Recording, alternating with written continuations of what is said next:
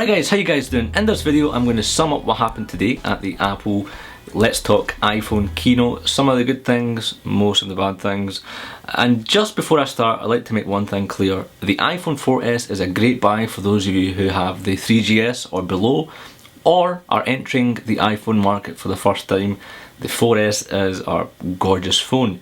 But for those of you who have the iPhone 4, there is no need to upgrade.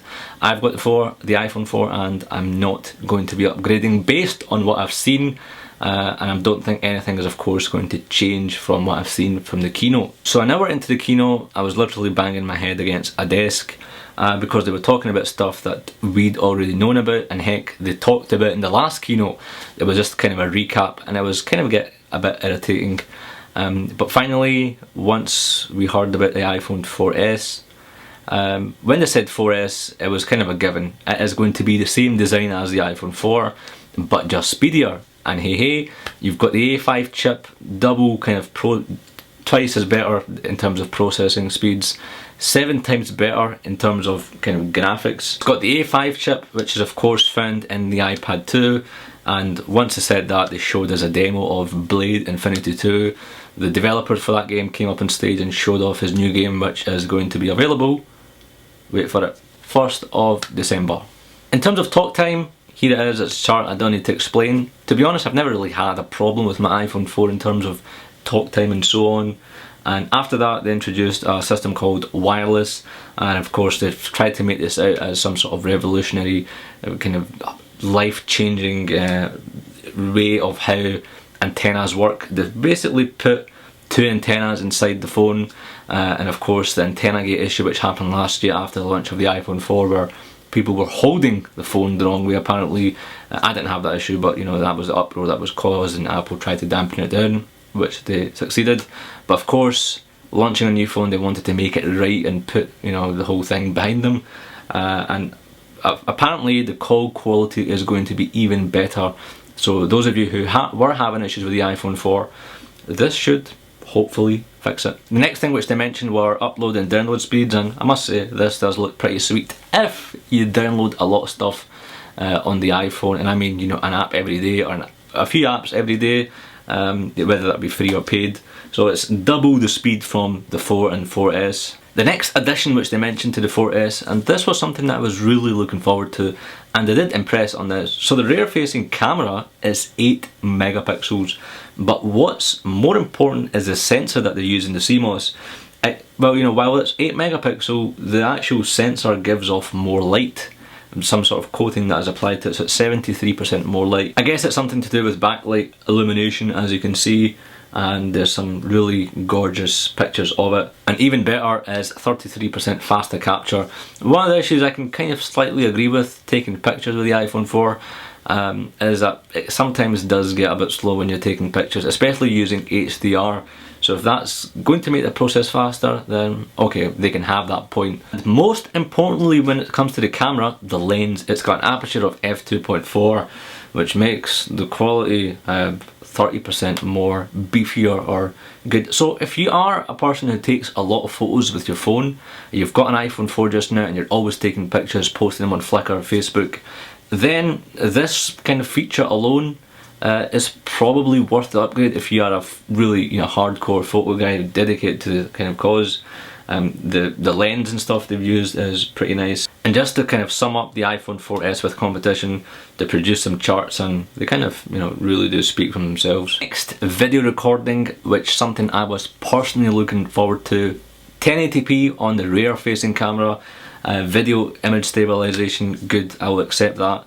But there was no mention of the front facing camera, and when there's no mention of a specific feature, it's just kind of assumed that they haven't touched it or changed it. Like they've done with the MacBook Airs 2011, there was no mention of any upgrades to FaceTime HD, and hence it was just left to standard FaceTime, which is essentially just VGA. And they've done that with the iPhone 4S as well, so it's just VGA quality in the front facing. So I really wanted this, you know, front facing camera. Didn't mind about the rear one, but now that I've started doing vlogs using it, and I was expecting to kind of, you know, invest in a proper vlogging camera, I thought okay, I'd wait and see what the next generation iPhone 4 brings. and it's brought nothing new to the table when it comes to front facing.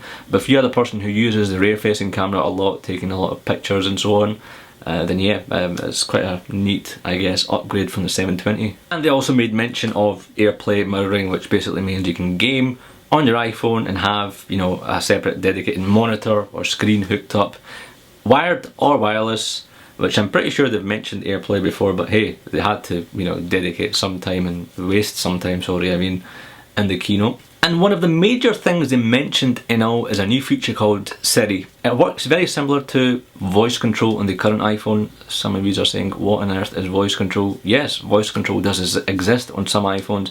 And basically what it is, you speak in the phone, let's say call mum or call house, and it rings the number for you instead of going through your contacts. Siri is essentially the same, however, you can ask it, you know, what is the weather today, or what are the stock levels today, or ask it questions. It's this sort of intelligent system of asking questions, and it'll just kind of, you know, repeat it back to you or show you on screen what it is. But the thing is, it doesn't work in Scotland or with a Scottish accent. It doesn't work in England either, and I've seen quite a few people saying it's going to be interesting to see how well it's going to work with UK dialects. And maybe, have you ever used voice control? Seriously, leave it in the comments below. If I know quite a lot of people worldwide when I've been abroad, and I've yet to come across someone who is actively using voice control. Heck, just take that word active out. I've never seen anyone use voice control. So is Siri kind of, you know, really polished off, or, you know, they've really made accent compatible, if that is such a word? I've just made it on the spot. But you get my point, it doesn't recognise accents, or voice control doesn't, so it's going to be quite interesting to play about with Siri and see how well it works. And yeah, they did spend 45 minutes demoing Siri. So in terms of pricing, the US prices are appearing on your screen. Prices in the UK is £499 for the base model, which is about a £10 or £20 saving from last year what the iPhone 4 cost. And the iPhone 4, if you want to get the previous version, is going to cost £429. So I don't know, if I was a new buyer of an iPhone or have a 3GS, I would spend that £60 more and get the 4GS. And for those of you who have the 4th generation like myself, I wouldn't be bothered too much and, you know, selling your phone and getting the 4GS, unless if you are really going to make the most of the camera, and if you play a lot of games and you think you're going to benefit from the 4GS. So you can pre-order your iPhone this Friday, the 7th of October, and you'll get it on the 14th of October.